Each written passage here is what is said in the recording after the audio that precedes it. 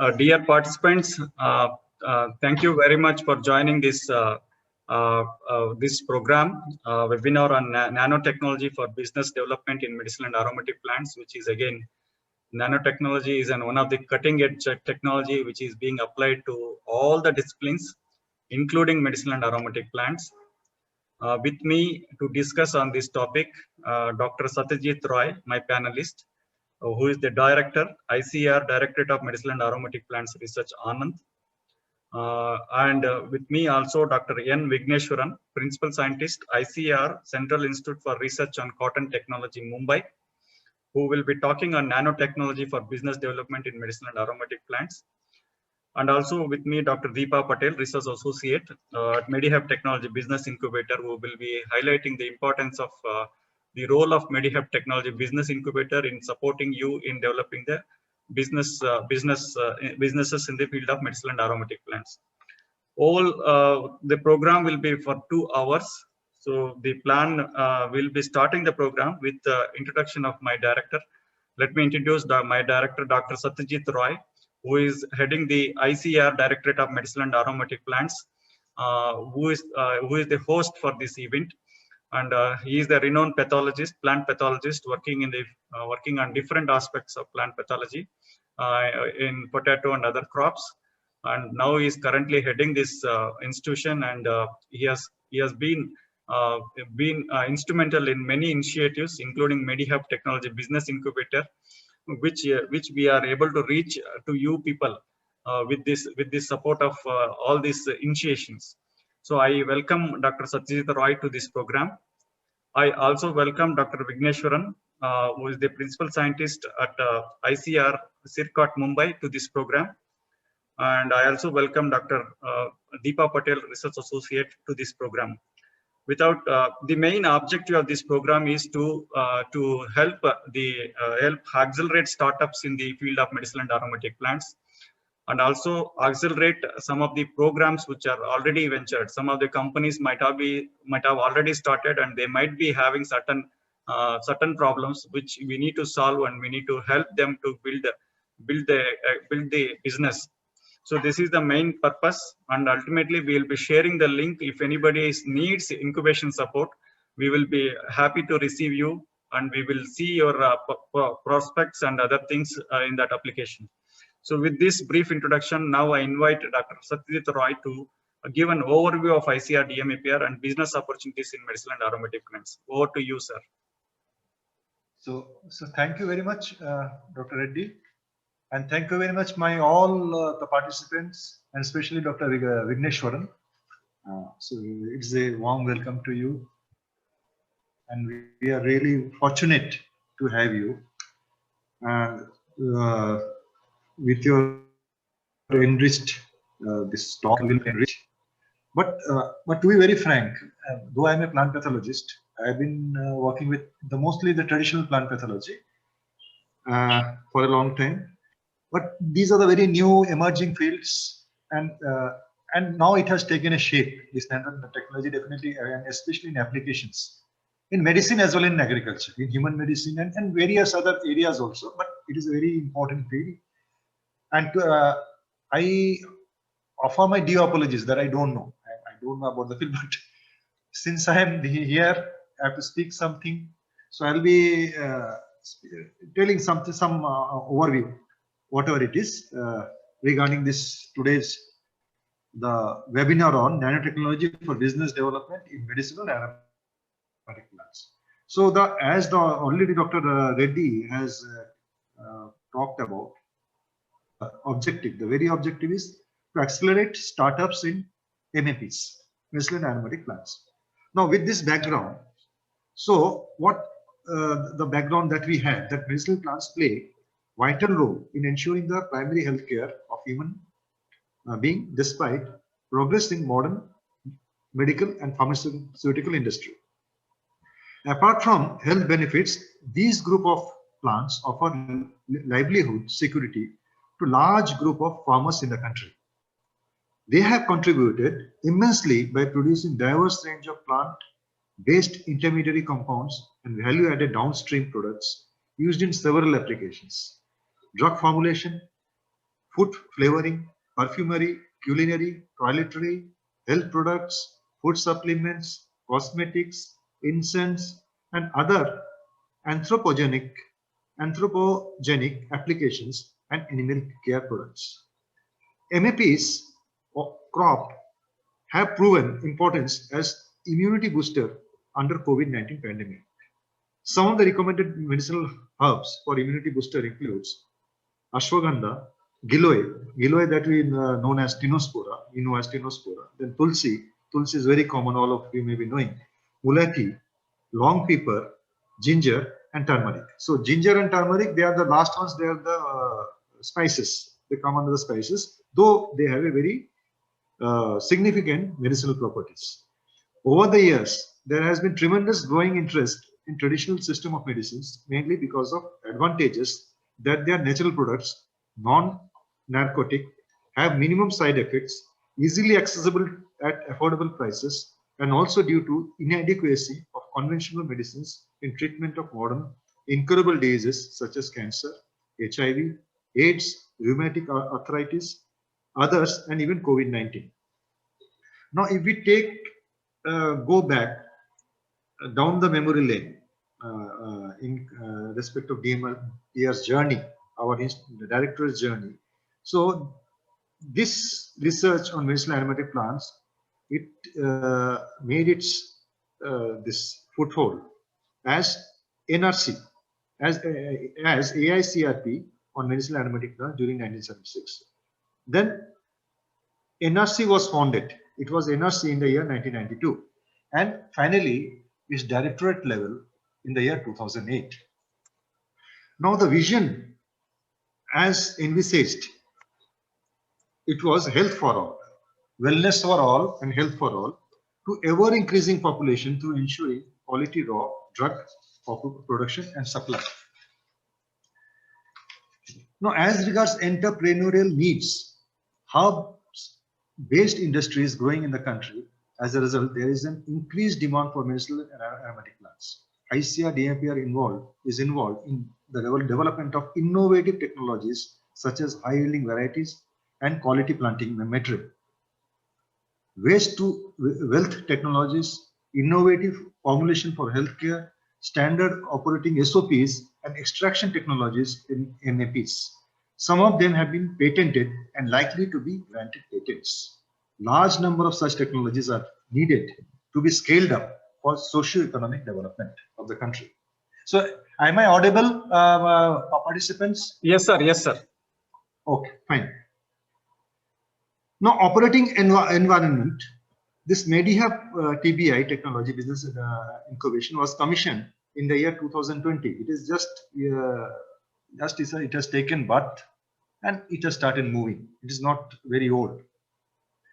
So you can say we are very much in the early formative stages of this MediHub TBI of our directorate. Then this MediHub TBI is an business incubator looking at all aspects of technology management, business and incubation in the field of MAPs. MediHub TBI is encouraging the budding entrepreneurs to promote the growth of medicinal and aromatic plant sector. Now, what are the opportunities? The opportunities are that due to global resurgence in traditional and alternative healthcare systems, the market for herbal drugs has grown at an impressive rate, and it continues to flourish and promises a bright future. The potential growth of herbal medicine is important for India's economic growth. India, with its ecological diversity, can accommodate more area under MAP. So this is the very significant advantage that our country has got. Then the high diversity of medicinal plants would also be helpful for further scientific research on exploring their medicinal efficacy, validation, and use in curing various old and new diseases. The frontier cutting-edge technologies such as biotechnology, nanotechnology, information and communication technology are expected to generate new opportunities to broaden the horizon of technology application in all aspects of medicinal and aromatic plants. So nanotechnology is a science at nanoscale. So my Dr. Vigneshwaran will be explaining in detail about it. which has emerged as a promising tool in the MAP research and has established its wide application in therapeutics and pharmaceutical industries. Now, nano herbal drug delivery systems such as nano capsule, nano formulations, and others for plant and animal health. Antifungal and antimicrobial properties of MAPs can be exploited as herbicides in the form of their nanoparticles. Nano encapsulated medicinal and ornamental plants in textile industries such as perfume textiles, upholsteries, garments, then insect repellent textiles, medicinal textiles, wound dressings and bandages, cloths for patients and health care personnel, antimicrobial textiles, that is undergarments, sportswear, bathwear, etc. So with this, so these are these it is only just a tip of the iceberg, this sort of information, and much detail will be explained by Dr. Vigneshwaran. So we all will be having a his presence, gracious presence. So all will be greatly benefited. Thank you. With these words, I finish my introductory this lineup here. Thank you very much. Thank you very much, sir, for highlighting the importance of medicinal plants and also putting a way forward for nanotechnology in the field of medicinal and aromatic plants. So many of our participants may be new to medicinal and aromatic plants. So in this connection, I have made a small presentation that's only a few minutes. I will be quickly going through importance of medicinal plants and other things. Afterwards, we can take up nanotechnology aspects by Dr. Vigneshwaran. Medicinal and aromatic plants, medicinal and aromatic plants play a very important role for ensuring the primary healthcare needs of millions of population in the world. And if you can see that, I will be highlighting the importance of medicinal and aromatic plants, and also I will be telling you some of the entrepreneurship opportunities. Also, I will be highlighting and technologies for commercialization. And a whole lot after my presentation, we will have an idea, something which you can translate into a business. So ultimately, we intended to bring in startups in the field of medicinal and aromatic plants. As you all aware, we depend on plants for everything. So what such as food, fodder, fuel, and medicines. So this is where the medicines are from the plants. That's why medicinal and aromatic plants play a very vital role in ensuring the health security of millions of families across the globe. And there are some important key quotes. I can say that every plant is a medicinal plant. So to name any plant, you will have one or the other medicinal properties have been described in our ancient texts, and there is no plant on the earth which is not having the medicinal properties. This is the take-home message. You will find one or the other. Some have been highly exploited and highly documented. Some of them are very well known to us, and some of them are still on the discovery stage. People are discovering, and lot of ITKs, indigenous technical knowledge, has been documented on various medicinal plants. If you look at usage of medicinal plants, both traditional systems, you have traditional systems like Ayurveda, Unani, Siddha, and homeopathy, on wellness. All these are dependent on medicinal and aromatic plants. So among them, Ayurveda alone uses more than many formulations. Say, for example, Ayurveda, Siddha, and Unani system of medicine have more than 90% of the formulations from the medicinal and aromatic plants. Apart from traditional systems of medicine, we have modern system of medicine, which is also being used, dependent on medicinal plants as a source of natural products as medicines. If you look at that, 80% of the modern medicines, whatever that we are using today, are drawn from the plants. There may be a signature, there may be directly sourcing them from the plant, or there may be a synthetics derived from the plants also being used. So why herbals are more preferred over the modern medicines? These are the features that need not have to explain. The first thing we look at is the safety of the drug. So many a times safety is a concern in the case of modern medicines, but we go for herbals to get the safety. And also efficacy. If you look at the efficacy, some of the modern medicines may not be as effective as herbals for some of the diseases. So in that context, we go for herbals for over some modern medicine. And also availability. They are available in plenty. And to the every nook and corner, if you go, that you will find that there are some of the medicinal plants available.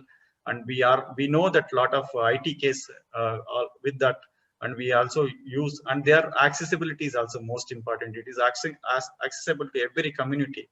Many of the tribals, even we can see that they are still in the forest, but they are dependent on medicinal plants for their healthcare needs. This is the slide that I'm telling you, that we can see that every organ in our body has dedicated medicinal plants available for their cure, for their ailments. Say, for example, if you look at Dodi is, you can see that many eye tonics have been drawn from the Dodi. Similarly, some many respiratory tonics, you can see that many of them contain Tulsi. Likewise, for digestion and other related billy and all these nagot, many of the skin related things, you can see that aloe vera being extensively used. And also you can see that purgatives, these are the senna and isabgol are the most extensively used herbal purgatives in the herbal industry. Likewise, Harade, Bhumi Amlakai, Arjuna, Brahmi, and Mandukaparni are some of the medicinal plants. You can see that there are these are some of the memory boosters that we are using continuously to boost our memory. And many tonics related to brain tonics are drawn from Brahmi and Mandukaparni. And this is the plant Bringraj. Bringraj, you have air tonics. Lot of air tonics have been drawn from the Bringraj. Let me mute. Somebody has started. Okay. Yeah.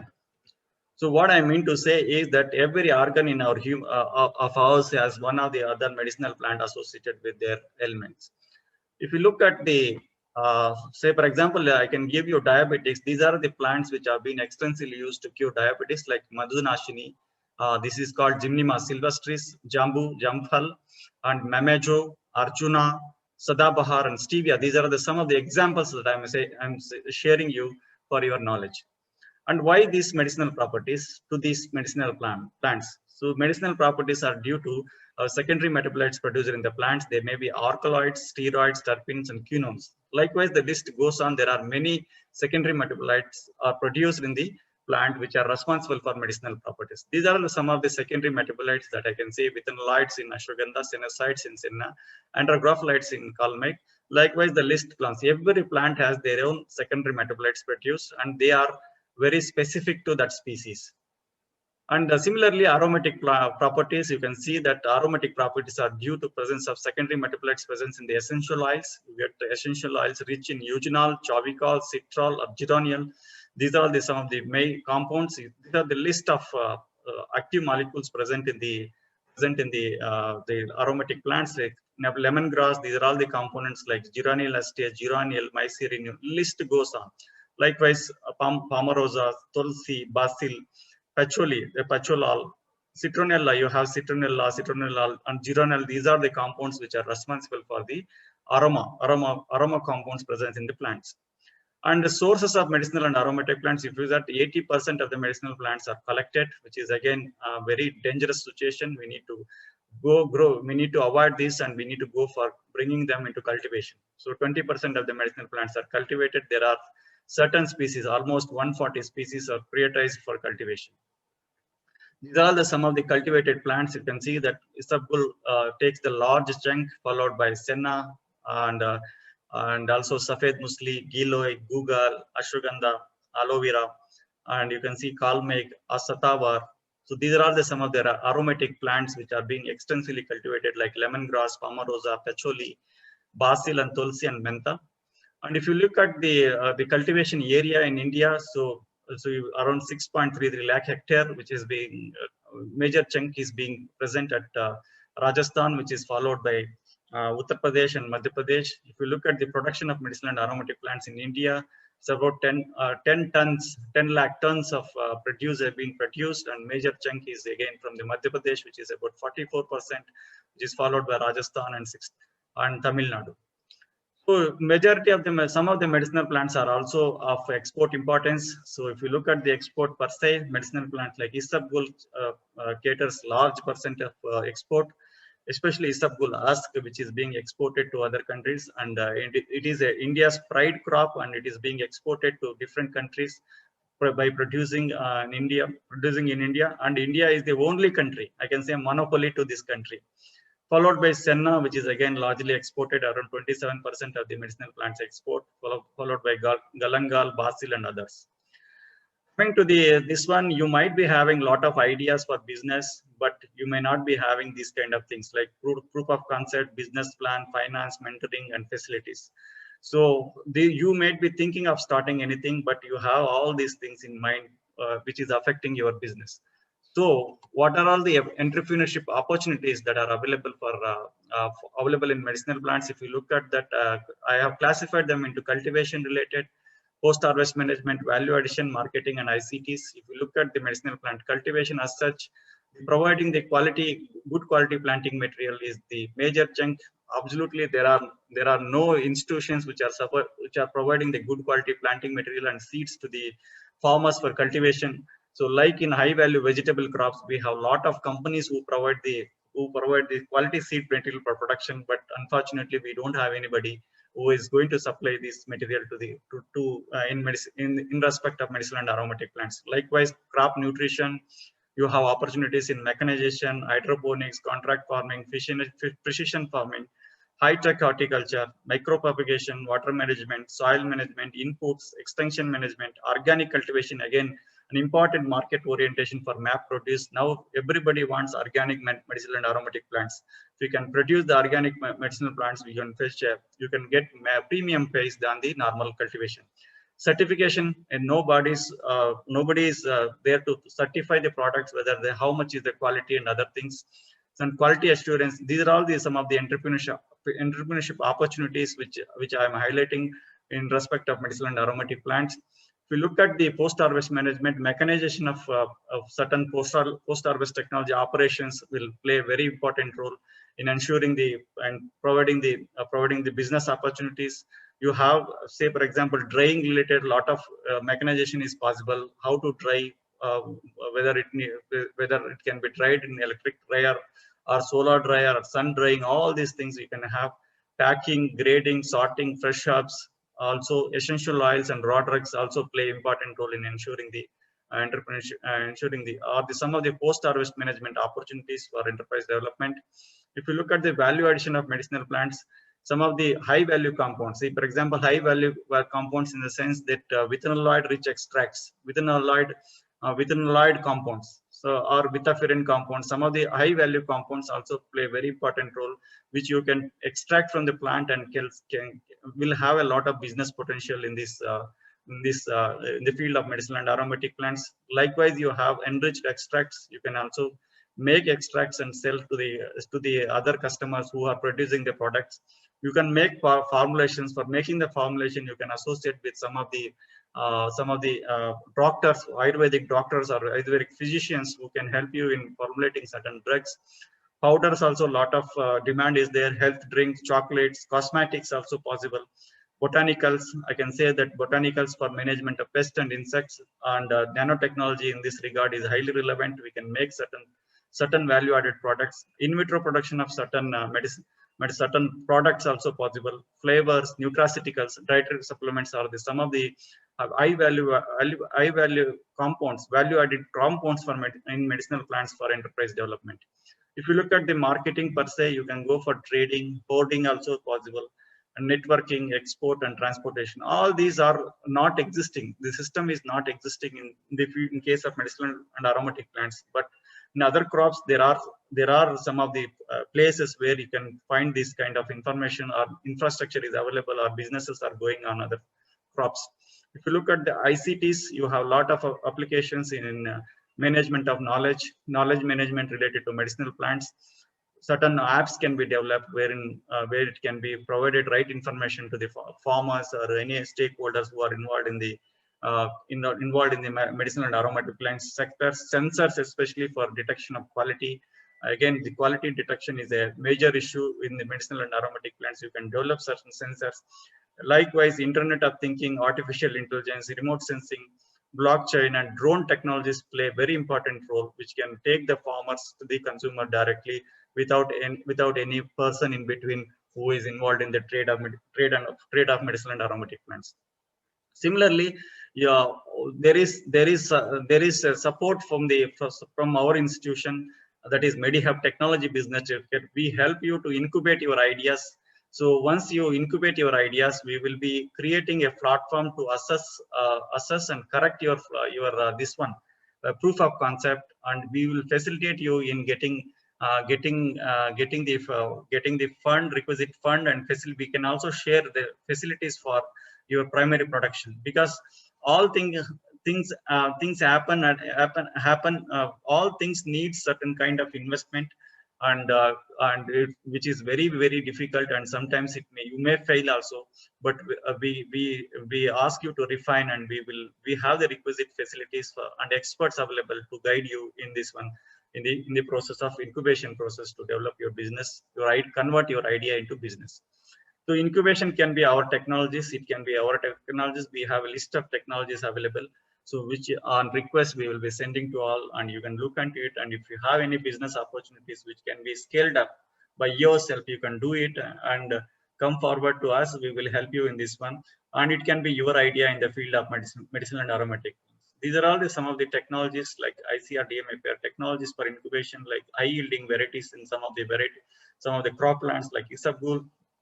We have yielding varieties in case of ashwagandha, and we have some of them on asalio, some of them in this Manduka Parni, and we have also certain patents filed, so which you can buy them and go for commercialization, like method for preparing aloin from aloe vera, and we have this kind of methods for encapsulation, novel method for encapsulation of gymnemic acid extract from Gymnema sylvestri, again which is for diabetes. And we have some of these technologies which are useful for you to scale up and other further process. These are all the technologies that we have we have already patented, and the patents can be purchased from yourself.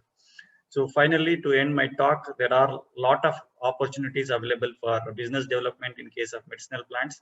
And if you name any segment, say, besides providing the quality plant, cultivation, post-harvest management, and marketing, or every sector can be a one vertical wherein which you can start your own business.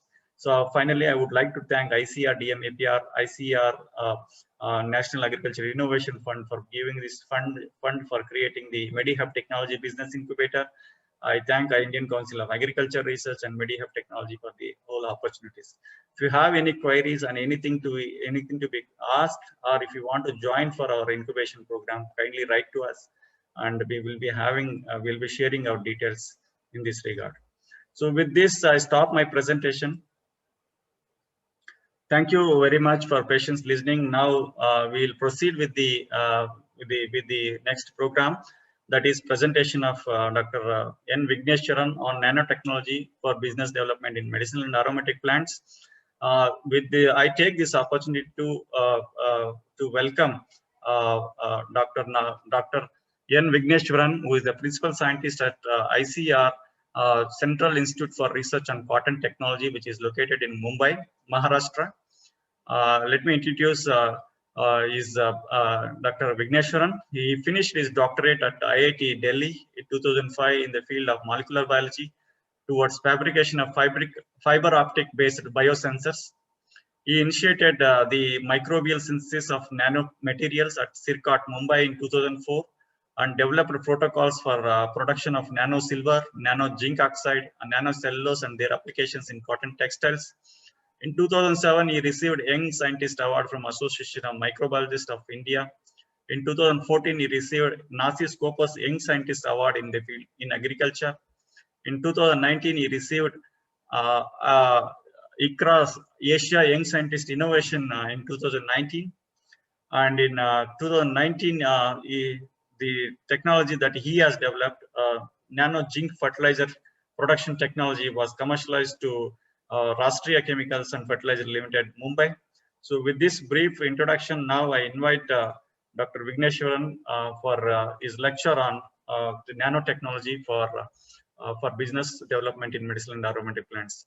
So we profusely welcome you, sir, and the session is open for your presentation, sir. Yes, thank you very much, Dr. Reddy. First of all, I would like to thank the organizer, director of the institute, and Dr. Reddy also for giving me the opportunity to share my knowledge in the field of nanotechnology with you. I will have a brief presentation about this nanotechnology, what exactly it is, and what are all the activities we are carrying out in our institute, and how we can help you out in case if we want to carry out the business in the field of nanotechnology. I will be sharing.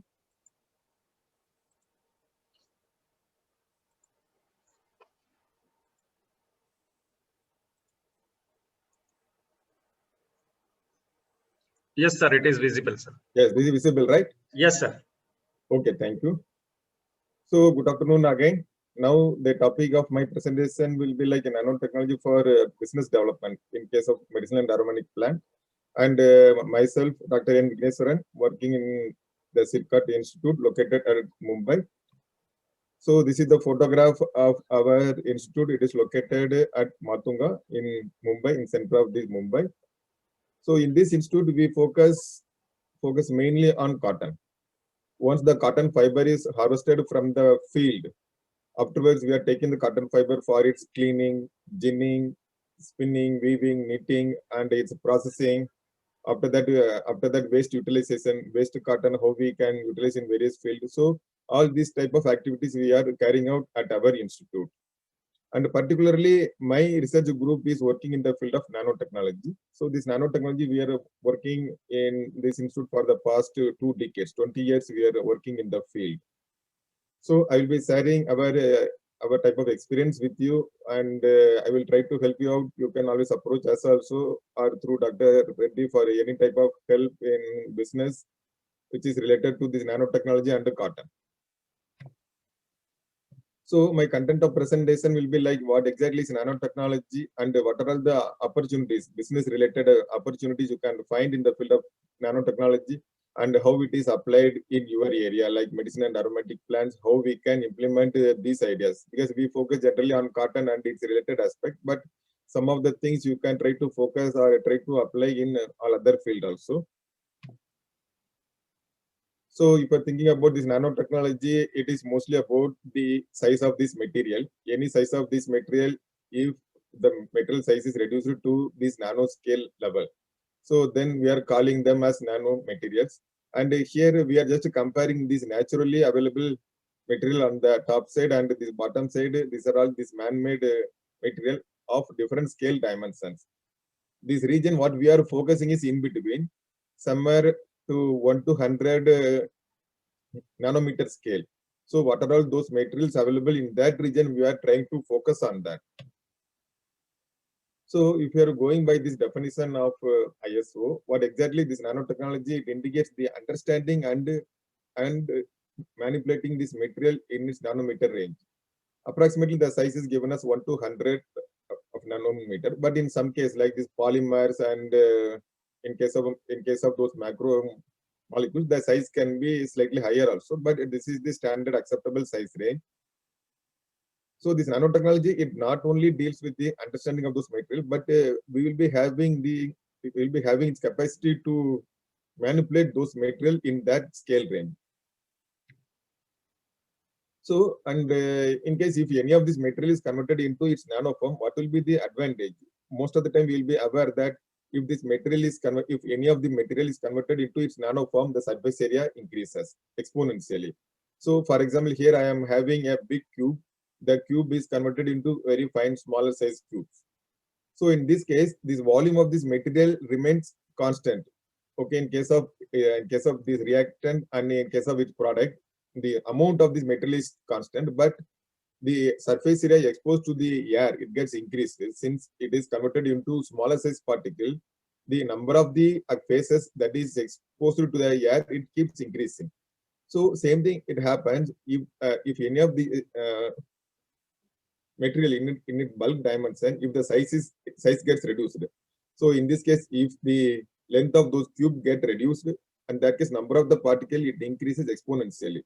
Okay, starting from 1 cube, we'll be getting 10 power 9, 10 power 18, and 10 power 27 cubes. Number of the particle it increases exponentially. Similarly, corresponding the surface area of those material also it keeps increasing exponentially.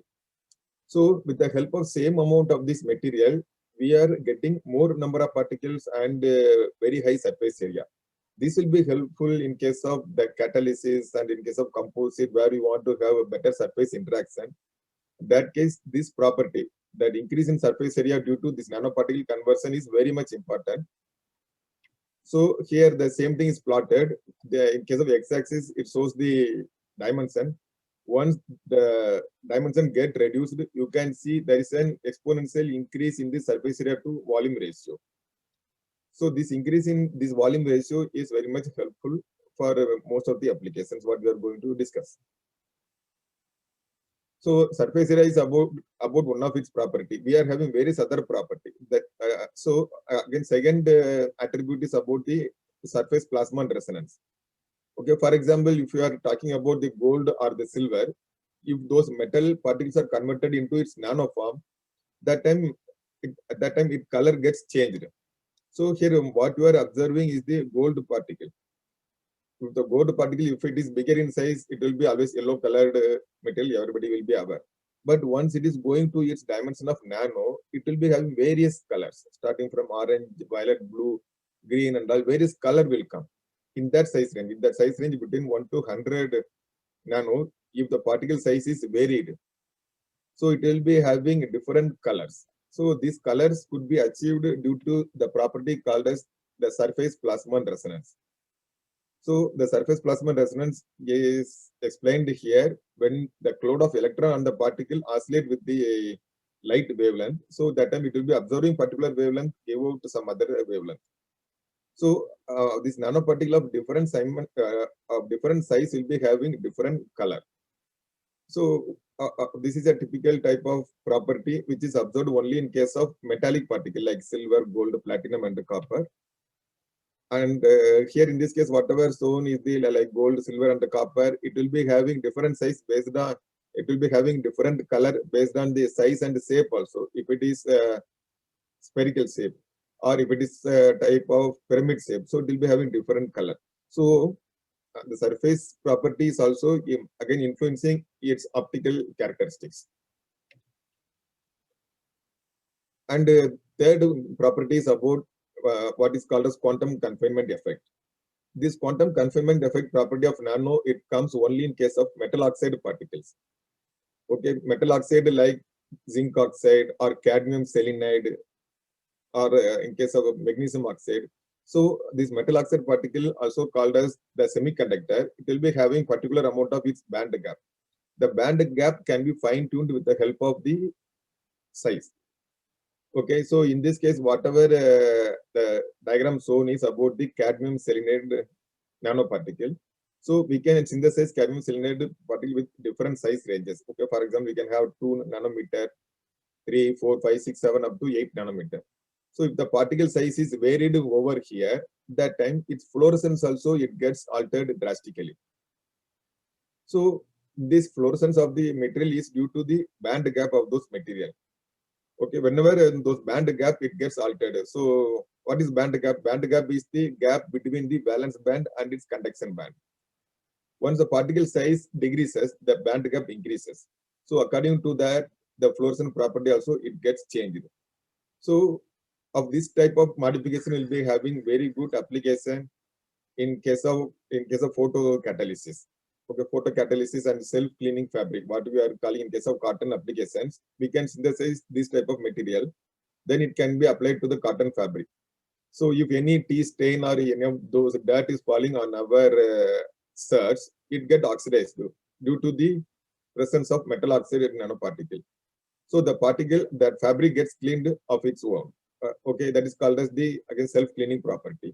So for that purpose, this quantum confinement effect of this metal oxide particle is very helpful. So apart from those three of these attributes, what I have told you about surface area, quantum confinement effect, and surface plasma resonance, we are having various other attribute properties also. Okay, like this mechanical property, it gets improved once the material is converted into its nano form. Then I told you about this catalysis. Okay, since the surface area is increasing, the catalytic activity also it keeps increasing. And afterwards, magnetic property, then conductivity, like electrical conductivity, and then thermal conductivity. So various properties of those material, it gets changed when the material is converted into its nano form. So according to our requirement, what are all those properties we want to apply in our field, we have to identify those material and then convert into its nano form for the better application in that particular area. So what are all the advantages of size reduction? Nowadays, you can see with the help of this mobile itself, we can do all that type of work. Otherwise, what we are doing with the help of camera, otherwise phone and computers, every type of activities, every type of work can be done with the help of mobile phone itself. So the advantages, it comes like space saving, energy efficient, multifunctional, and convenience. So these various attributes can be merged and it can be confined in one space with the help of this nanotechnology. So this is about advantages of this nanotechnology. Now I'm going to tell about those categories. What are all the three different categories of nano material? Whether this nano material can be synthesized by human being or it is available already. In some case, some of those materials like the carbon in its nano form of carbon, it is available already naturally. In case of those volcanic eruptions, you might be seeing volcanic eruptions, it comes with a lot of fumes and dust particles. So if you are going to analyze all those particles, it contains a lot of carbon in its nano form. So these things are available of naturally. And in some cases, these nano materials are produced without our intention. Okay, that is called as incidental. Okay, at the time of any type of fire accident or some of those products what is coming out of the factory. So in that case, it contains also a lot of chemicals, and some of the chemicals are in its nano form. But these things are not under our control. It comes of its own. It is called incidental nanomaterials. But what we are focusing is engineered nanoparticle. It is also called as man-made. So in this case, we are planning a type of experiment and system to achieve the particular type of nanomaterial, and we will be carrying out that type of reaction and obtaining. So that is called as engineered. So just we will be focusing more on the engineered type of nanomaterial. This is a type of classification, how this nanomaterial is classified based on its production or based on its availability. And another type of classification is that, this nano in its common purpose, it can be classified as nano object or a nano structure. So in case of this nano object, the whole object or the whole material will be in its nano form. Okay, like this nanoparticle, nanofiber and all. So that entire object what we are considering will be in its nano form. But in some case, in case of nano structure, it will be a macro scale object, but the surface alone gets modified. Okay, for example, cotton. So I'm having in the fabric of cotton, but the surface of the cotton will be coated with some of those nano fibers or particles. That is called as nano structure. And again, this nano object can be classified as 0 dimension, 1 dimension, and 2 dimension. And a nano structure can be positive or negative. So this nano object, we can see, I told you we are having three types of nano object. One is the 0 dimension, and another one is 1 dimension. Next one is 2 dimension. So in case of 0 dimension, it indicates all the 3 dimensions of those particles will be in its nanoscale form. So for example, nano particles, okay, nanoparticles, nano spheres are of this nano cube.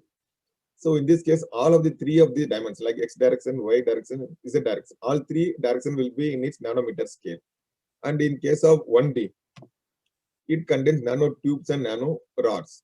So here 1 dimension will be of higher in scale. You can see its length. Okay, this length will be of micron size. But other 2 of dimension like x, y dimension will be in its nano form. And the final one is called as 2D.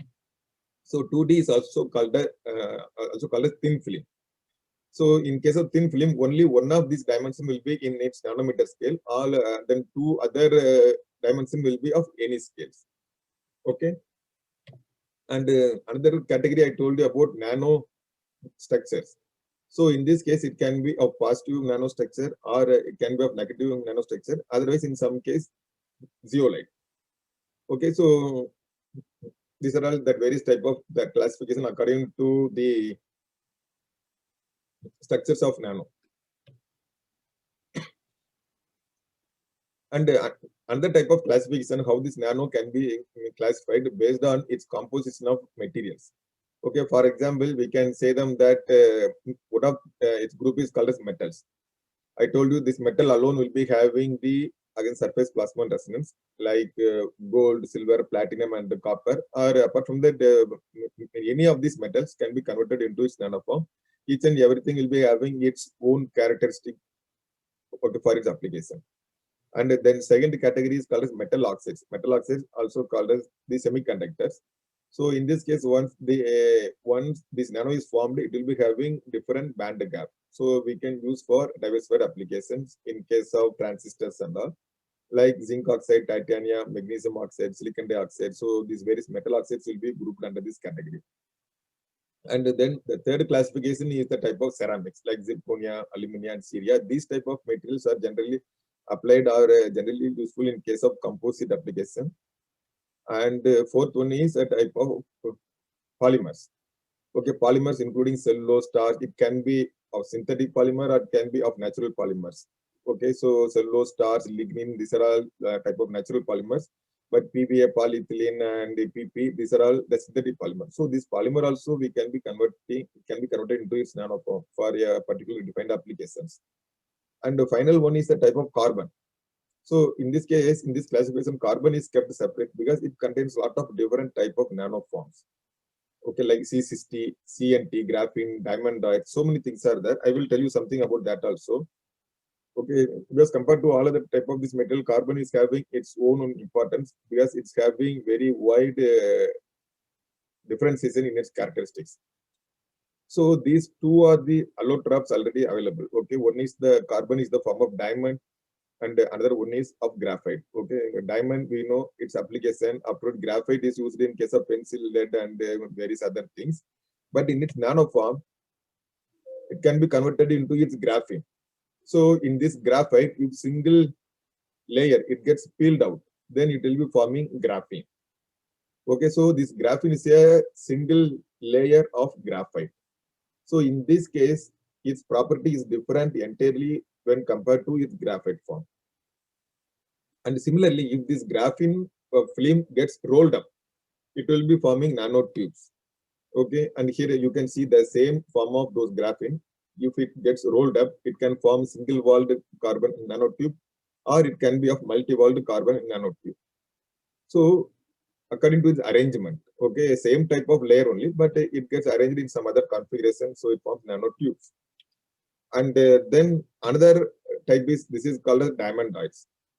So this diamondoid is coming from these diamonds. Once this diamond, if it is ball milled into very fine powder, it will be forming diamondoids.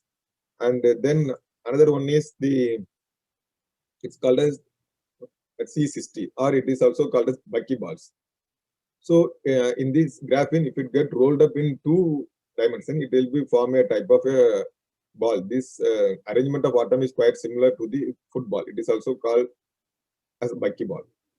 So these are all the various forms of carbon nanostructure. Each and everything is having its own type of application, own advantages, and also it having its own problems. Okay, now whatever we have seen is a type of differentiation classification of those nanomaterial. Now we are going to see about how we can synthesize nanomaterial. What are all the two different approaches it is being followed? The first approach is called as top-down approach. So in case of top-down approach, we are starting with a bigger particle, bigger material. It is also called as a bulk material. Okay, you take anything like this gold or silver, big plates, or in a powder form you take. It is a micron size powder. Then you apply some amount of energy, then convert into its microform. Okay, if it is a bulk form to its microform, its property it remains constant. But still the size reduction, if it is happening, So that time it will be forming its nanoform. So once this nanoform is formed, then it will be having a property of different characteristics. Okay, this you can compare to this characteristic of this bulk micro size particle and this nano size particle. So this nano size particle will be having different characteristic compared to the micro and bulk size properties. This is called a top-down approach. We are starting from the bigger one, then coming down to the smaller one. So this can be carried out with the help of lithography or cutting, edging, grinding process or homogenization process. So all these type of mechanical activities will give you the type of nanoparticle that is called a top-down approach. And the second approach is bottom-up approach. So in this case, if you are seeing some of the things like atoms and ions are smaller than the of nanoparticle, okay, that we cannot say them that nanoparticle is the finest one we can achieve. No, still further also we are having atoms and ions. So in this approach, in this bottom-up approach, we are starting with the atoms or ions or its molecules, and then we are trying to aggregate them or agglomerate them to form the dimension of required size. So that time it forms nanoparticle. Now, so we are starting from its bottom and then aggregating it to form the nanoparticle. Okay. So in this case, we are taking further again smallest size, then we are aggregating them to form its nanoform. So in these two approaches, this application is different entirely. In case of the top-down approach, we have to put a lot of energy into that one. Problem is that, but advantage of top-down approach is that in that case yield is more.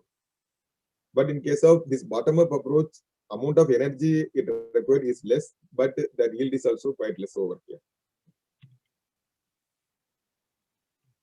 So various type of methodologies we can use for the synthesis of nanomaterial. The first one, physical, mechanical, it includes ball milling, laser ablation, electrospinning, homogenization. And in case of chemical process, we can use starting from hydrolysis, oxidation, thermolysis, metathesis, solvothermal, hydrothermal, solar chemistry, and so on. And sometimes it is possible also with the help of biological things like microbial, biochemical, and the particle forming. So in case of biological things, it includes enzyme also. So some of those enzymes, okay, for example, amylase enzyme. So this amylase enzyme can be used to degrade the starch. Okay, if I'm having starch that I want to convert into its nanostarch. So you apply that amylase enzyme in a controlled fashion and then convert into its nanoform of the starch. Okay, and similarly, cellulase can be used in the formation of nanocellulose. So some of those enzymatic approach, microbial approach, also we can use plants, trees, also useful for the formation of nanomaterials. So in this case, if participant, if they are having any of those clarifications, they can ask at any point of time. Okay. So once this nanomaterial is got the size, afterwards next stage will be about characterization. So we can characterize those nanoparticles for its size, morphology, optical and chemical attributes. A size can be analyzed with the help of SEM, TEM, TFM, DLS and all. And then its morphology can be analyzed with the help of atomic force microscopy, then scanning electron microscopy. And these optical attributes as well with the help of UV visible fluorescence, confocal and all. Chemical also with the help of FTIR and X-rays we can analyze. Okay, but important thing is like this DLS particle size analyzer and then atomic force microscopy. So these two things are quite versatile. Okay, so these are all about those basics, how this nanomaterial can be synthesized and it can be characterized. Now we are going to discuss about the application. Since I am from the Cotton Institute, I am telling about the cotton plant, but same thing is applicable in case of aromatic medicinal plant or any other plant. So how this nanotechnology can be applied in agriculture? It's a type of common focus. So generally it can be applied in case of in the form of pesticide or fertilizer. So this pesticide and fertilizer we have to apply in huge amount, huge quantity in the agricultural field. Okay, because their use efficiency is very much less. Some of them get leaches out, some of them get fixed into the soil. So it is not used efficiently in the system, in the agricultural system. So for that purpose, this pesticide or the fertilizer, we can convert into its nano form, and then we can go for the targeted application to avoid the loss of fertilizer or the pesticides. And then for the purpose of genetic engineering, these nano tools are used already. And in case of soil remediation, okay, if our soil is saline or it is having various other type of those problems, water holding capacity is poor or something like that. So that case, we can use nano form of those materials like hydrogels and other things for its remediation purpose. And then in case of in application like precision farming, nano form of sensor can be used for monitoring the soil health. Online monitoring of the soil health can be done with the help of nano sensors. And in case of cotton, that what we are having is the nano cellulose. So these cotton fibers, whatever we are collecting from the plant, is not used completely. Some of the short fibers or unwanted fibers are also available as a waste. So this waste cotton itself it can be converted into its nano form of very high value. So this waste cotton, whatever is available in the factory or the industry, it can be converted into its nano cellulose. Then it fetches huge value. Apart from that, this nano form can be applied in the textiles of cotton. Okay, as I told you, our institute, that major focus is after the cotton fiber is harvested from the field, how we can go for its value addition with the help of nano finishing, and then effluent treatment in factories, textile industries. Those effluent, whatever is coming out, we can treat with the nano materials efficiently. Then another one is barcode. So this cotton, once it is converted into its bale form, or in case of those fabrics, we can use this barcode for the tagging purpose. So these are all some of those possible applications, but few applications are already available, like finishing, nano finishing, and soil remediation, effluent treatment. Some of those applications are already available, and we focus on fertilizers, nano fertilizers. So now I will be telling something about the nanotechnological activities what we are carrying out at our institute. Our institute, we are focusing on the nano form of silver. Okay, nano form of silver is the simplest type of material we can synthesize by any person. Okay, any trained person can synthesize nano silver quite easily. And these synthesized nano silver can be applied to the cotton fabrics. Okay, here I have kept 4 fabrics. This one white color is the control cotton fabric. All other 3 fabrics are treated with this nano silver at a different concentration. So in this color is coming because of the nanoparticle of silver. As I told you already, the size of those nanoparticles determines its color. Okay, so this nano silver in its very fine size, it is having brownish color or sometimes pinkish yellow color, various colors are coming. So in this case, we have applied 3 different concentration of nano silver, and we got this color. So once this nano silver is applied on the fabric, we are having the advantage of it is having very good antibacterial activity. So it can be quite useful in case of medical applications. And here this nano silver that we can it can be synthesized again with the help of fungus also. Okay, not only of chemical techniques, even microbial techniques are also quite useful for us. So all these references, what I am putting at its bottom is our own references. All these researches we have carried out in our institute.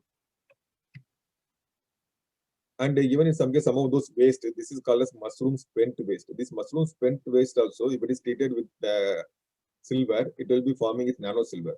So this bottom, whatever shows reddish color is the formation of nano silver. So in this case, we are having our own institute patent. So this nano silver we can analyze with the help of transmission electron microscopy, and this nano silver we can see it got stabilized with the help of coating on the surface. And as I told you, this nano silver is having very good antibacterial activity. These 2 tests, it explain how it is active against the Staphylococcus aureus and Klebsiella pneumonia.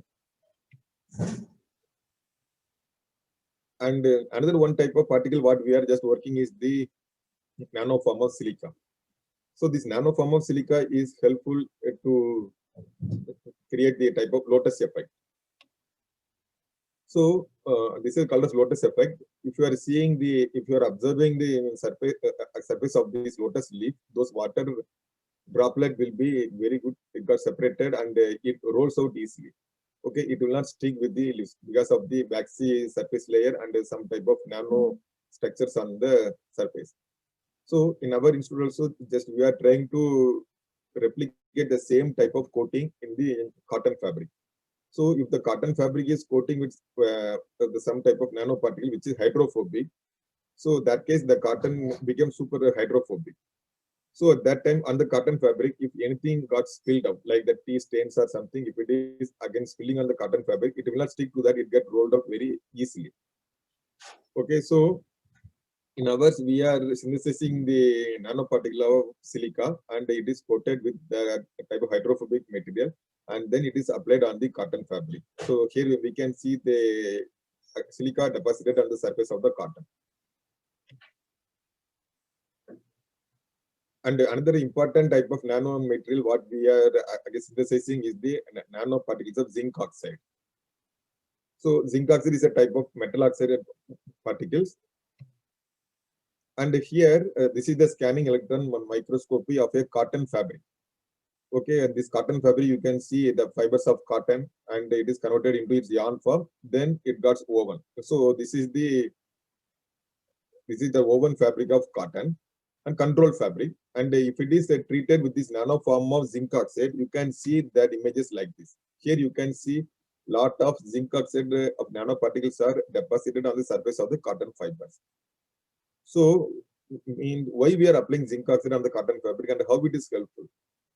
As I told you, zinc oxide is a type of semiconductor. It absorbs ultraviolet light in its band gap. It is having a particular amount of the band gap. So that band gap, it absorbs the ultraviolet rays. So if it is applied on the fabrics, if you are going outside in the daytime in sunlight, some of those UV lights are always coming from the sunlight. So these zinc oxide will be absorbing those UV light. It will not allow the UV light to pass into our skin. So that type of advantage we can have if it is applied on the apparel, like our shirts and all. And here you can see this cotton fabric treated with the nano zinc oxide will act as a barrier for this UV light. And apart from this UV barrier activity, it is having very good antibacterial activity also. And here you can see the treated fabric. All others are untreated. This is untreated fabric. This is the fabric treated with regular zinc oxide. And the final one is the fabric treated with nano form of zinc oxide. So in this case, two of these lines we have quoted is the microbes, growth of those microbes. One is the Staphylococcus aureus, another one is Klebsiella. So very close to the fabric, we don't find any of this microorganism growth. This growth got inhibited. So this nano zinc oxide coating on the fabric helps in case of UV absorbency also, and it helps in antibacterial activity also. And also same zinc oxide can be applied on the surface of those paper. So in this case, this is a paper coated with this nano form of zinc oxide.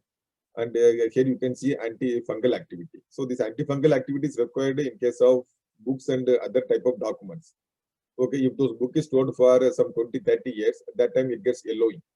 So to avoid that type of yellowing, the zinc oxide will be very helpful. And then zinc oxide can be applied into the plastics also in case of those plastic films. Otherwise, plastic film gets degraded faster due to this UV light. So if the zinc oxide is applied into the plastic, it will be absorbing, it will avoid the harmful effect of the ultraviolet rays. So this is useful in agricultural applications. Okay, like in case of greenhouse and all, where plastic is used extensively to increase its lifetime of those plastic that is used in agriculture, this zinc oxide can be added into the plastics. And then another type of application is, it is called as moisture management of cotton textiles. So in the places like Mumbai or any other type of seashore cities, you will feel a lot of sweating due to the humidity in the air. All the time that environment will be humid and the temperature will be of high, so you will get a lot of sweating. So for that, we can have the type of the fabric treated with this nanotechnology, where it will be again controlling its climate into our body system.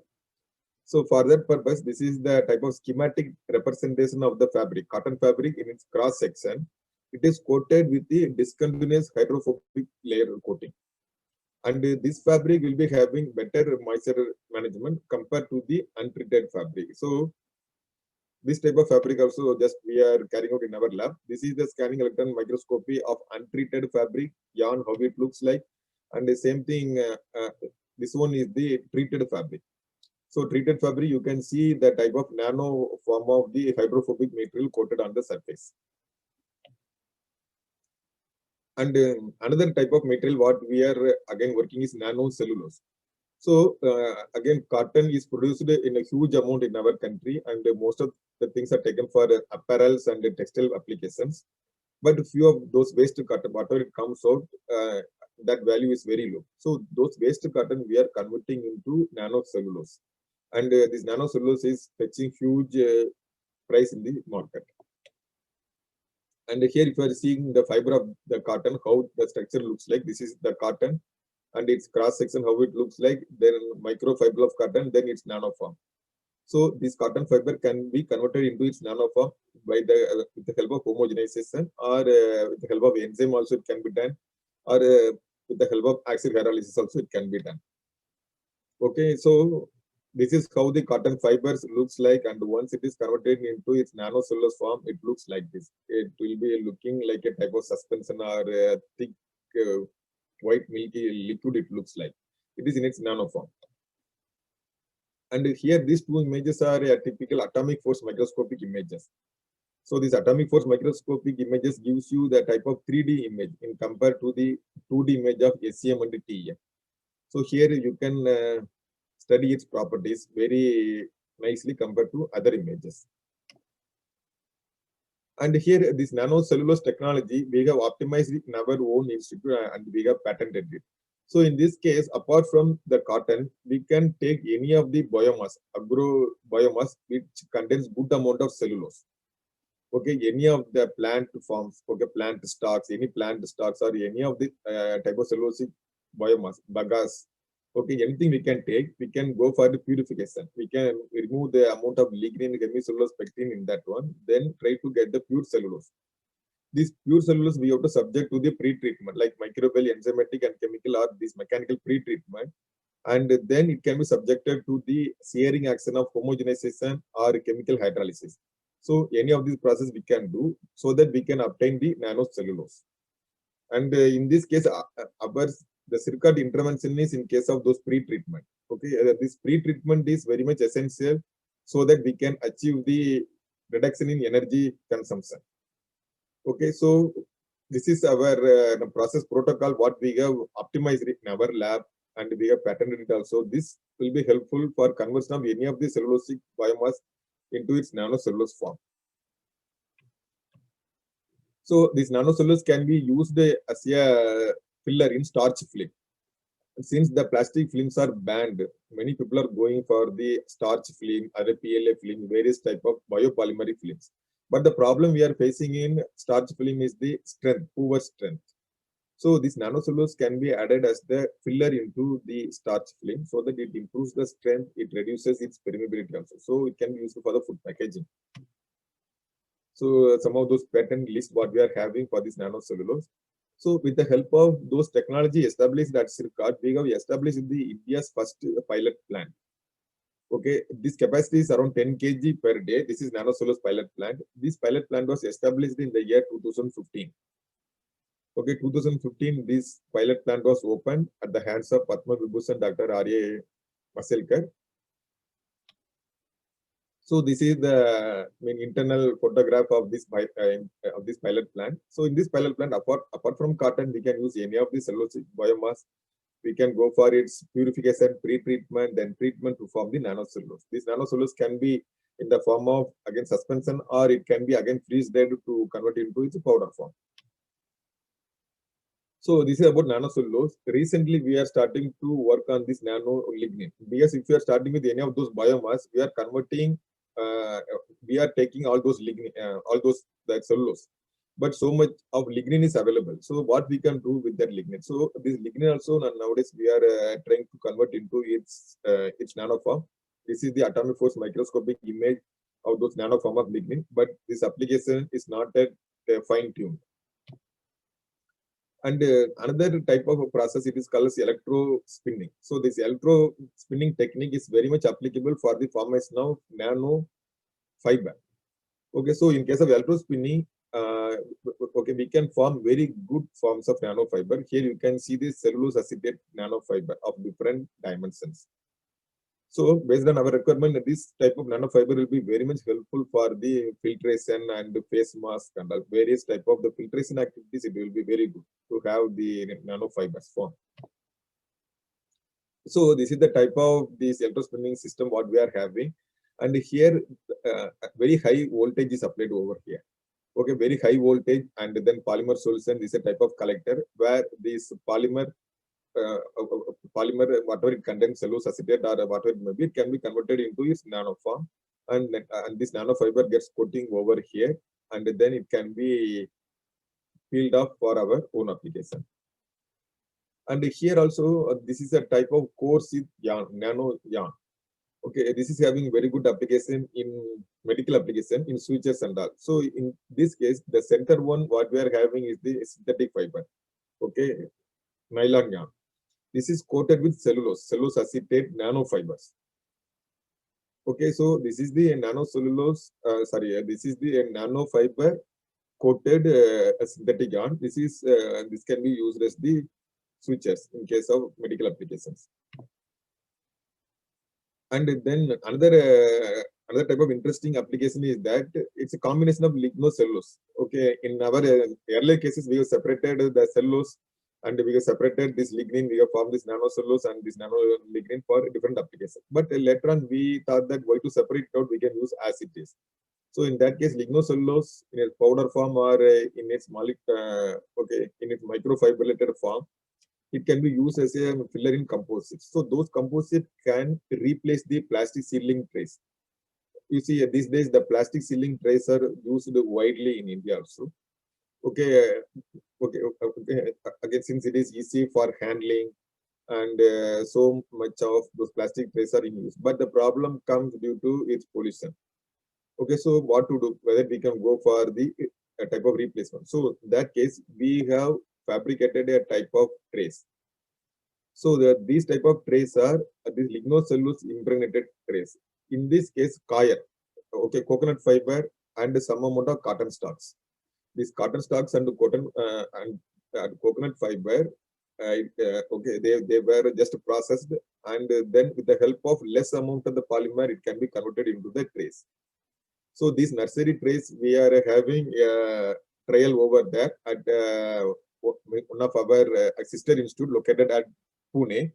Okay, you can see how the trays looking like along with the plants. And so this is a type of trays in comparison with those plastic trays. Okay, one layer is the plastic trays, another one is our composite trays, plastic trays and composite trays. So our trays are also, it performs better, and it uses very, very less amount of the synthetic polymers. Most of the things are of lignocellulosic fibers. This trail is going on, and so this trail we are taking out with the help of one incubator, because we are having also our own business system. So in the one of that incubator, he is working with us in manufacturing this type of trays. So these are all about our at various applications what we are doing. This is overview of type of research what we are carrying out in the field of nanotechnology. One is the silver particle applied on the fabric for the antibacterial activity. Second one is the silica particle for super hydrophobic activity. Third one is the again titanium particle, which is having a type of self-cleaning activity. And the fourth is zinc oxide treated fabric to have the ultraviolet light absorbing property.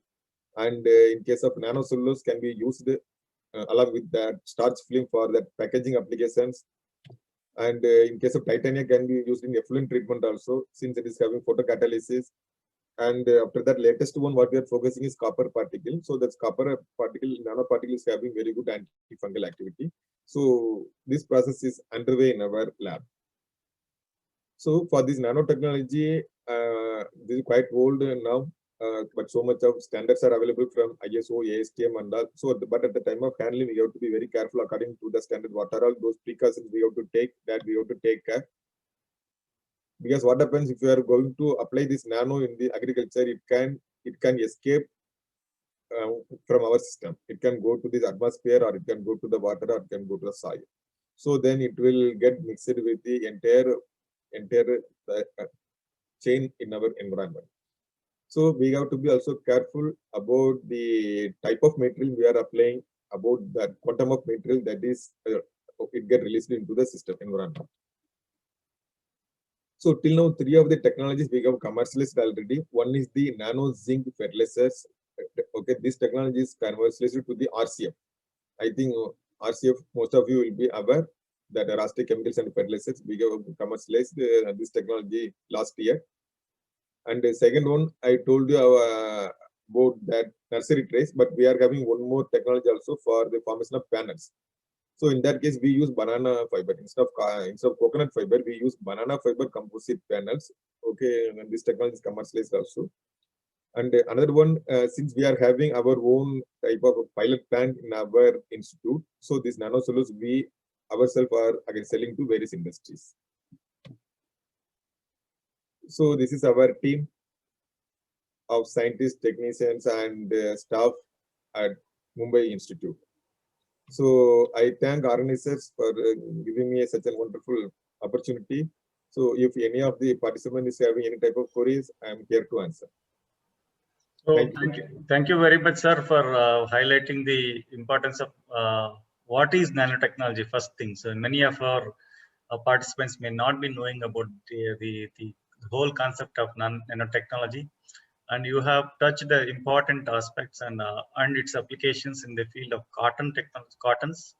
Same is also applicable to other medicinal plants. So with this brief introduction, now I open it for discussion. Yeah, I think one of these questions has come. What about herbal synthesis? yeah. So herbal synthesis is quite equivalent to the synthesis with the help of the plants.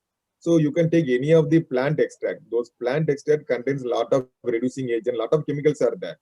So you take the plant extract and you can add with the precursors like okay, in case if we want to synthesize nanoparticle of silver. So you take silver nitrate and add that plant herbal extract into that one.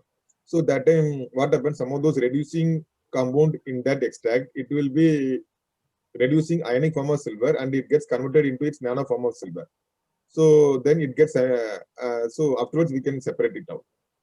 So a synthesis of silver with the help of herbal extract is very simple and straightforward process. Okay, sir. Sir, there is one more question. Lotus effect on cotton. Does it lose its feature of being good absorbent? Hence, is a comfortable fabric to wear? So yes, that happens. What you are saying is very much correct. So if you are converting into the super hydrophobic property, so it will lose its absorbent property. So based on our application, we have to fine tune it. If you want to have that absorbent cotton, you cannot focus on these type of applications. So, Dr. Yes, Dr. Nitishran, it was a very, very wonderful lecture. Very, very, very, very informative to us. At least for me, it is very, very informative. Just now you were telling now, which is having absorbent quality or non-absorbent quality. Means if it is having non-absorbent quality, it is mainly for waterproof material, no? To pack for packing things and all. Is it the application? Suppose yes, in case of waterproof also. Otherwise, generally we focus on the gowns in case of the surgeons and all, medical application gowns and all. Yeah. Medical application. So in that case, you blood stains and something, it should not stick to that one. And that application we generally focus. How far this nanotechnology application, I mean, especially for your pesticides and fungicides and insecticides, how that application can be in that particular field, your nanotechnology? Sir, in case of pesticides and all, that till now we did not started into that one. Only in case of those fertilizer application we have started. How do you anticipate? How do you speculate or anticipate or envision there? How the nanotechnology applications can go? Especially, so in our case, we have started with that fertilizer already. The zinc fertilizer, the technology is commercialized already. They are in the process of establishing their own plant, that RCF Chemical Fertilizers Limited, they started already. But all those metals we cannot convert into its nano form. We have to again focus about its toxicity also. So generally, after that, we focus morely on the organic form like cellulose and the starch, keratin and all. Instead of focusing on those metallic form, we can focus more on the organic form of nano to reduce the toxicity level. In case of your nano zinc, no, that is Rashtriya Chemical Fertilizers, which has been patented, that product. So what is the nature of its function? That particular nano zinc, this particular nano zinc this formulation, no, that for Rashtriya Chemical Fertilizer. What is the nature of that particular product and its function? Sir, in that case, nano zinc, what we have synthesized, so always at the time of synthesis of nanoparticle, we need to have the type of stabilizing agent. Otherwise, the particle will aggregate it. So in that technology, we are coating the nano form of zinc with starch, and then it will be applied into the field. So once it is applied into the field, the starch, it gets degraded slowly. Okay, once it gets degraded, at that time zinc will come out. So it's a type of controlled release fertilizer. So one thing, it will be a wastage will be reduced and it will be slow release. It is yes, sir. So it will be something like pelleting of seeds or something. Oh, yes, sir. Yes. Like that it will be. Thank you. One more question is there in the chat box. How feasible is green synthesis of nanoparticle using microbes with reference to yield of the nanoparticles? Yes, in our group we have worked extensively with microbial synthesis. Okay, since I am from microbiology background, but the thing is that if you are going for the commercialization aspect, that yield is very low, so that we could not scale it up. Scaling it up, it creates a lot of problem. Otherwise, if you are going for the basic research and in case of publication, that case it works well. But at the time of incubation and business scaling it up and all, that time at least some amount of the mechanical aspect is required, like that ball milling, homogenization. At that time only that yield gets increased. Otherwise, that plant herbal synthesis and that microbial synthesis, that what we are achieving, those nanoparticles in its milligram are at the most gram only. Okay, sir. Sir, one more question. Herbal nanoparticles are more effective in controlling pathogenic bacteria than fungal. So what do you say on this? Herbal nanoparticles are more effective in controlling the pathogenic bacteria than fungi. So Dr. Rajashekharan from Tamil Nadu is asking this question. No, in that case, I don't have again so much idea. So apart from its nano form, it has to have its material inherent characteristic also. In case of copper, it will be more of anti-fungal. So according to its material also, it will be having its property. So in this case, I don't have again so much idea which is efficient again what. Okay. So what is the effect of nanoparticle on clotting of blood clotting? No, I think I don't have that much idea in that type of applications. Okay, any other questions? Doctor, yes, sir. Dr. Vishwan, one thing, this, do you have a Dr. Sujata Saxena? Is in your? Yes, our HOD. Can you? She was my batchmate for a long time. Had been for NAM batchmate. Okay. Just can you just pass on her number to me or to okay, sir. Okay. So okay, sir. One more question. She was my batchmate. Okay, yeah, one more question is, many researchers depicted the role of nanoparticles as the elicitors in order to enhance the stress and secondary metabolites. Is it feasible the large scale production and marketing? Elicitors. No, I'm not understanding what exactly they want. The question is, how efficient are nanoparticles as elicitors? Elicitors to enhance the stress resistance or secondary metabolite production. Do you have anything? Okay. So application of nanotechnology in cosmetics. What are how do you? That application of cosmetics application is going on already. Okay, zinc oxide is already being added. Many of those international companies, they do add the zinc oxide and titanium. So those two things, because the always the cosmetic is used for absorbing the ultraviolet rays from the sunlight.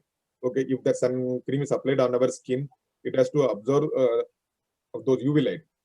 So that case, nano form of zinc oxide is being applied already. Okay. Okay.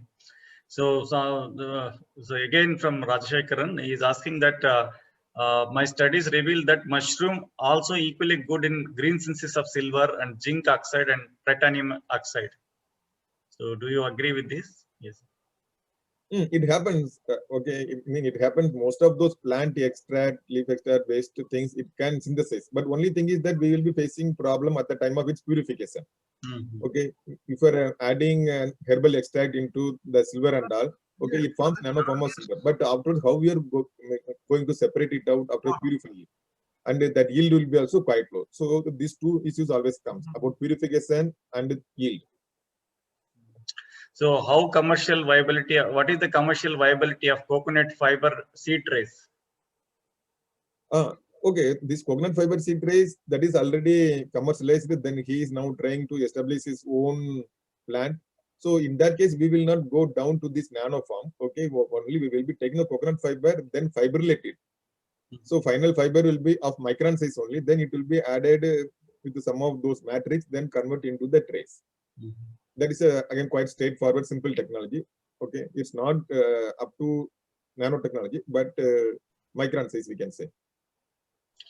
Can starch can be made into nanoparticle size and can be used in therapeutic use? Can we have the therapeutic? Starch can be again converted. The starch can be converted into its nanoform with the help, with the help of oxyhydrolysis or even with the help of amylase enzyme. Okay, but whether it can be applied for therapeutic applications, I don't have idea. Okay, so because many of the medicinal important starch is also there. So, for example, Tinospora stem.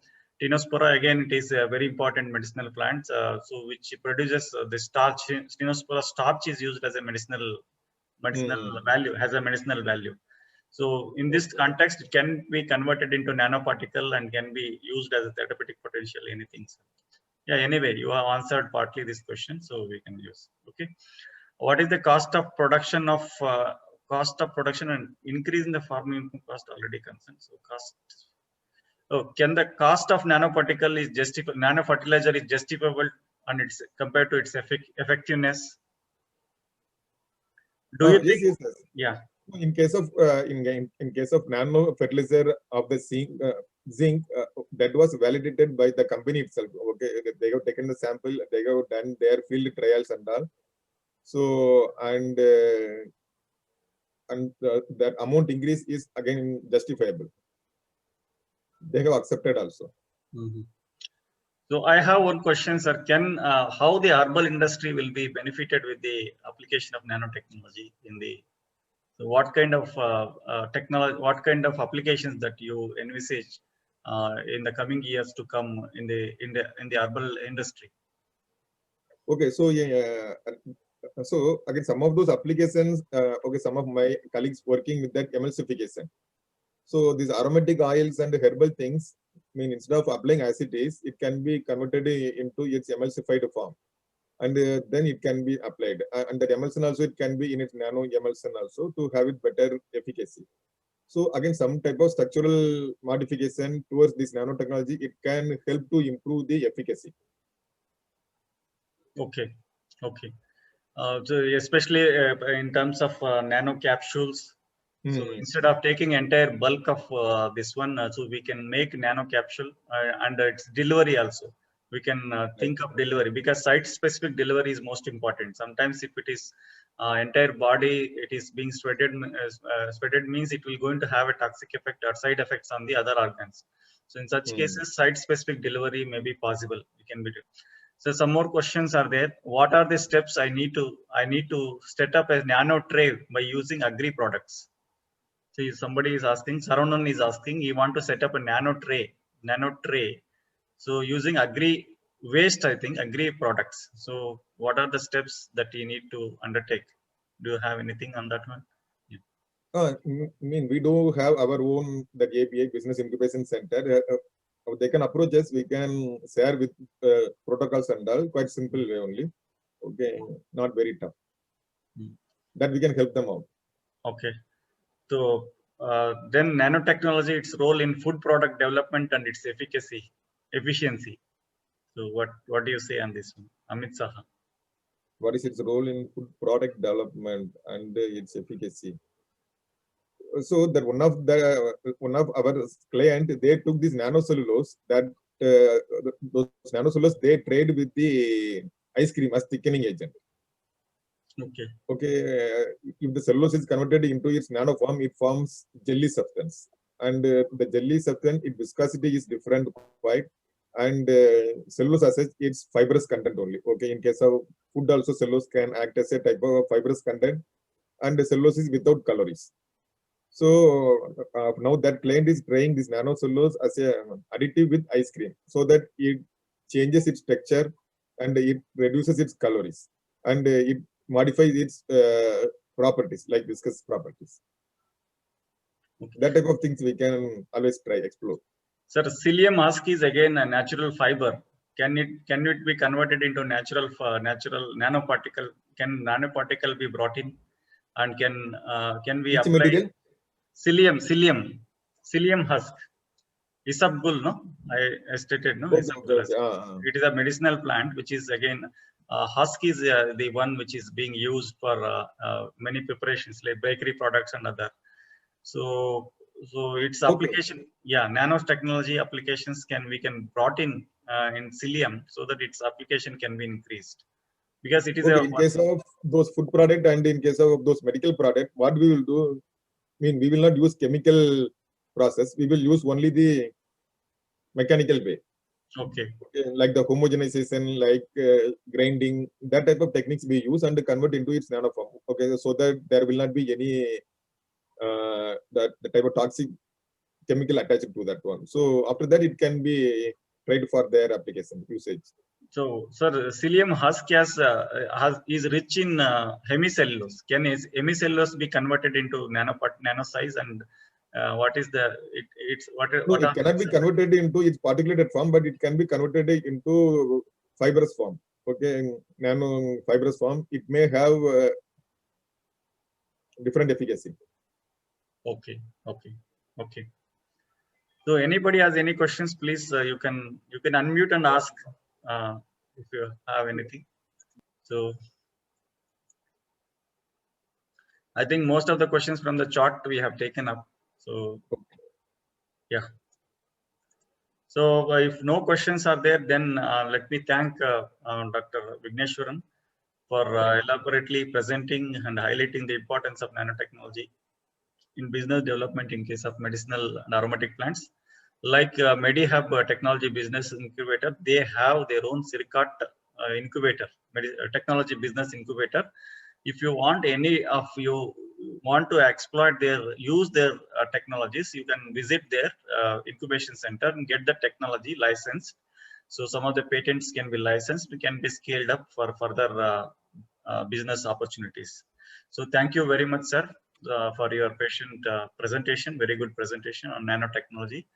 And now to move ahead, so we have a small presentation from Dr. Deepa, who will be highlighting the importance of MediHub Technology Business Incubator and its role in business incubation and business support for all your stakeholders. So over to you, Deepa. You can unmute now and yeah.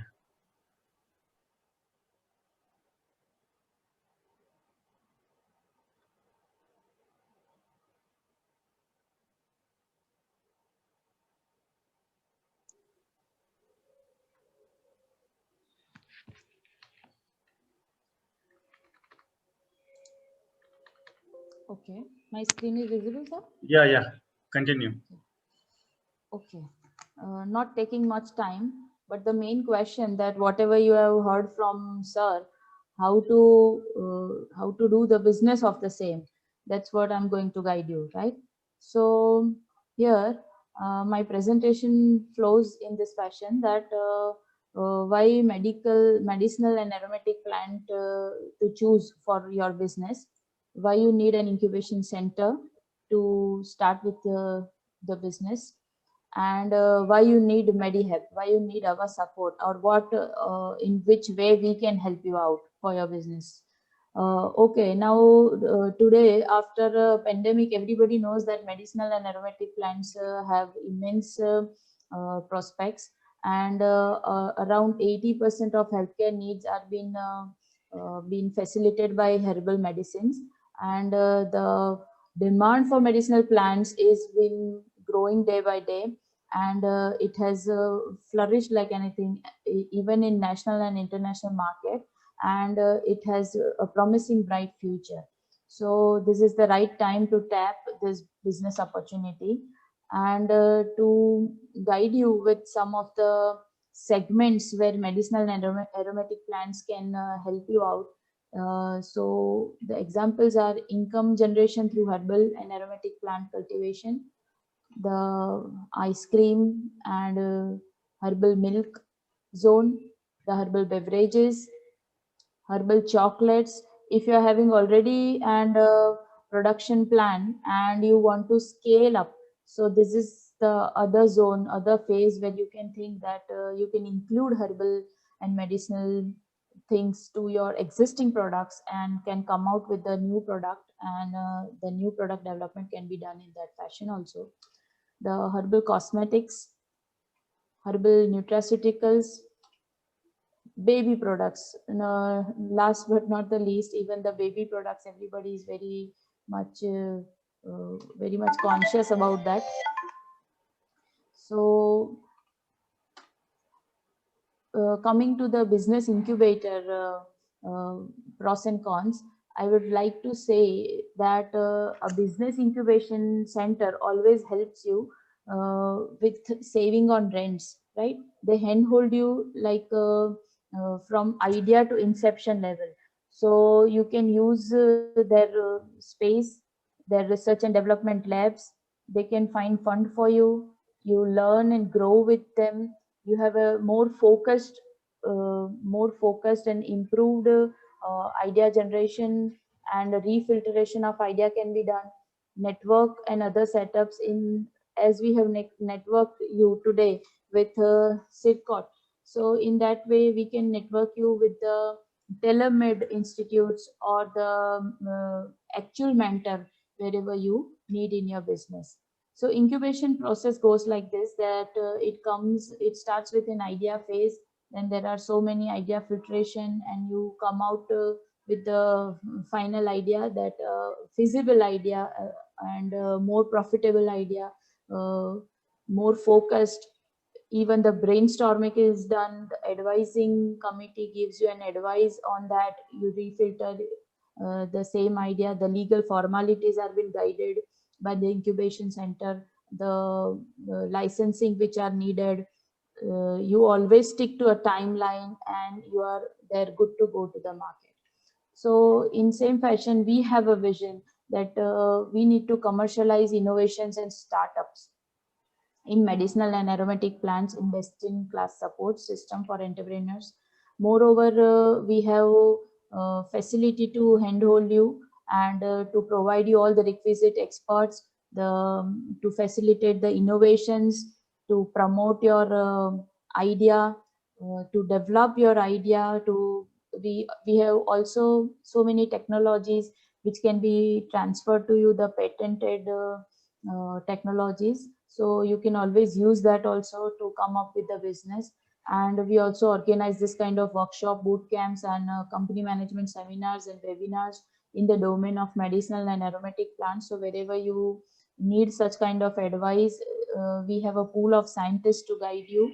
So they are very knowledgeable and experts in their own domain. So you can always come up with those kind of idea and training need. Again, the technology consultation is very much important.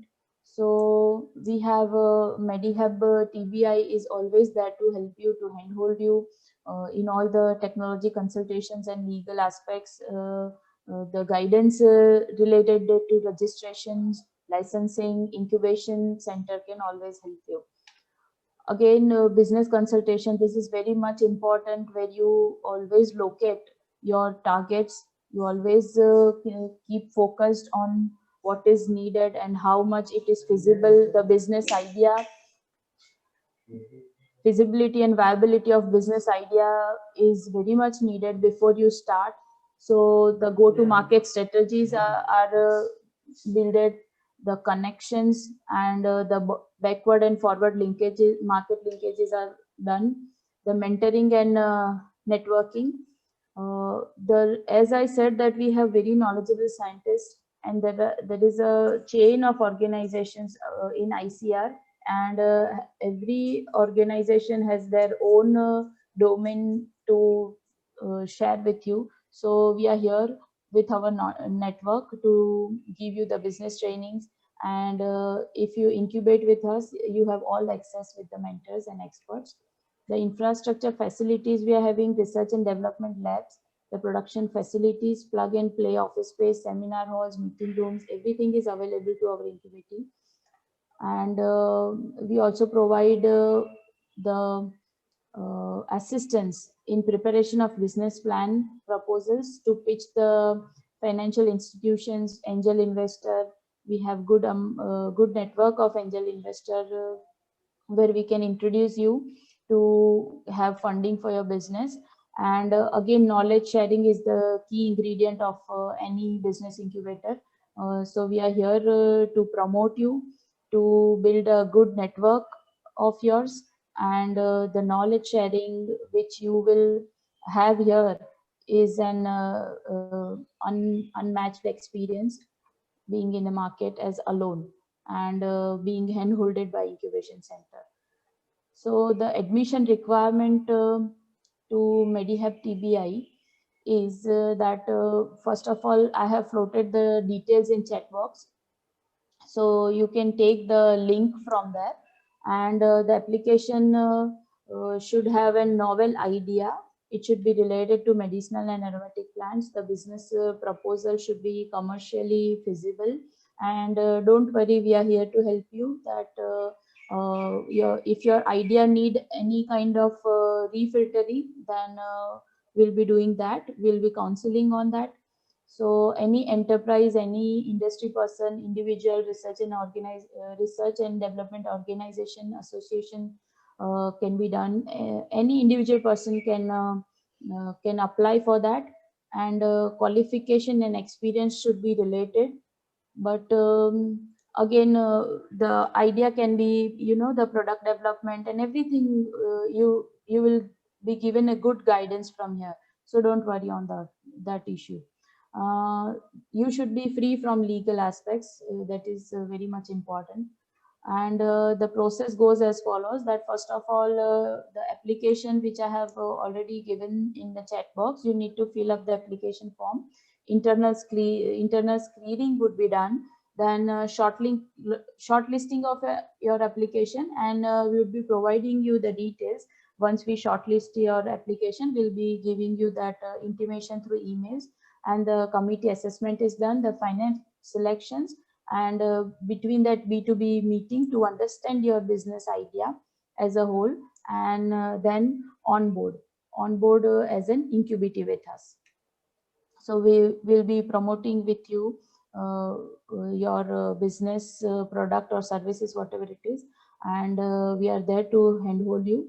And please screenshot this slide so that you are just a phone call away, and you can call us, you can contact us through email, you can go through the MediHub YouTube channel, and you can see the videos and the previous workshops to gain more knowledge and see our work over there. You can contact us through Facebook also, so, and our web page.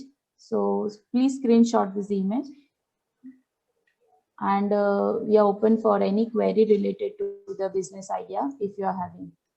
Thank you. So thank you, Deepa, for highlighting the role of MediHub in helping help shaping your businesses in the field of medicinal and aromatic plants. It's not only medicinal and aromatic plants. We have a network of ICR institutions. Over 100 institutions are working across India. If you have a novel idea, we can link up with our institutions, and they can guide also through our MediHub also we can facilitate that one. So don't worry if you don't have any idea in medicinal plants. If you have something related to agriculture, it can be any field that I have shown you. So any novel idea which has very good potential, which will be problem solving. The idea should be problem solving. So that then only it can able to catch the market. Otherwise, no takers for your idea. So ultimately, at the end of the day, it is the business. So whatever that you see is the business. So I request if you have anything, please come forward and do share to us so that we can discuss and we can finalize that. So there is a question from one participant that we can apply from any place. Yes, you can apply from Pan India, and even abroad we have participants and applicants from abroad also. So we would be guiding you from you if irrelevant of your domestic area. Yeah. So, and many of them thinking that it may be a free service. No, it is not a free service, and we take nominal fee. So the fee is again we are deciding, and it will be around 2,000 per month is the fee that we take up and we handhold it, and it is only to filter out things. So once the business is successful, so 2,000 is nothing. So it's only for service. For shaping your business, it is most important, and you need to put in a lot of efforts, and MediHub is there to take care of all the issues related to your business development, idea to business development. So with this, if any more questions, please you can unmute and you can ask. So if no questions, anything from the chat box? No. Okay.